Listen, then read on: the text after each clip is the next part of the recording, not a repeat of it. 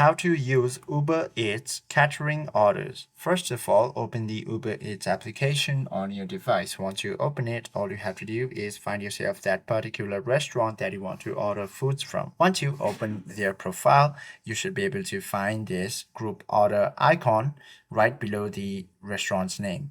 All you have to do is simply tap on this, and from there, a QR code will show on your screen, and you can also choose to send messages to your friends and family where a link will be provided, and once you've sent it, other people can join this ordering option and they can also view the menu. Then you can proceed to place your orders by simply typing on any of these items that you like, and once everyone has finished selecting the items, head to this cart option where you will find this group order option and proceed to checkout. From here, all you have to do is select your delivery destination, and you can also choose options such as leave at my doorstep or meet at my door.